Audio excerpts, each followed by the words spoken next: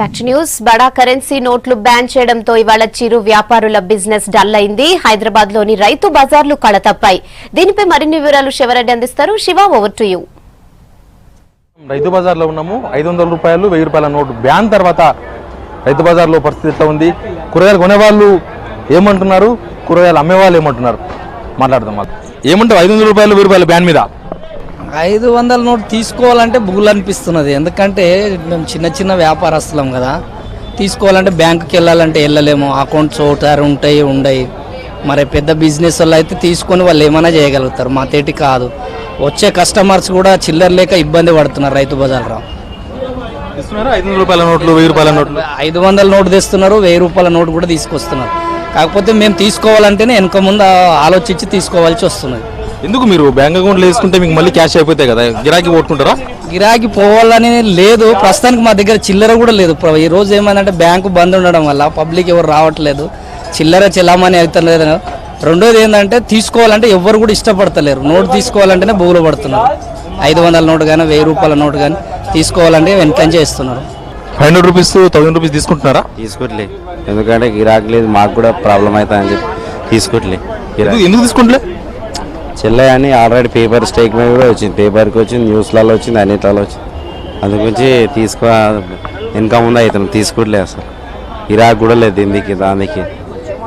ఇదే ముందు చేసినట్టే ఇంకా మంచిగా ఉంటుండే. ఇప్పుడు కస్టమర్లు 500 రూపీస్ కానీ 1000 రూపీస్ తీసుకొస్తారు కదా కూరగాయలు, ఏం చేస్తావు మరి? తీసుకోవట్లే, ఇక చిల్లర ఎవరు ఇస్తలేదు, తీసుకోవట్లే అసలు.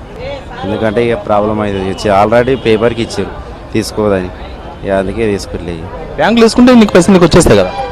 బ్యాంకులు కూడా బంద్ అంటారు, పెట్రోల్ పంపులు కూడా బంద్, అదే బంద్ అంటారు. అందుకే ఏం చేసుకోవాలని తీసుకోవట్లేదు. తెలుసా 500 రూపాయలు 1000 రూపాయలు నడుస్తలేమంట? తెలియదు. మరి ఎట్లా జనాలు తీసుకొస్తున్నారు? 500 నోటు ఇస్తున్నారా గిరాకీ? తెస్తే ఇస్తామా అంటుండ్రు కదా, చెల్తలేమంట అని ఇయ్యం. ఉన్నాయి నీతో ఉన్నాయి 500 1000 రూపాయల నోటు ఇప్పుడు ఉన్నాయి, ఎట్లా చేయాలి? ఇప్పుడు నీతో ఉన్నాయి 500 1000 రూపాయల నోట్లు, ఇంటికాడు ఉన్నాయి. ఏం చేస్తావు మరి దాన్ని? ఏం చేయాలి? బ్యాంకులో చేసుకోవాలి. ఎన్ని రోజుల దాకా? రేపే? ఇప్పుడేనా ఇంకా తర్వాతనా? మరి ఇప్పుడు ఎట్లా నువ్వు ఎందుకు తీసుకుంటలేవు 500? ఎవరు చెప్పింది తీసుకోవద్దని?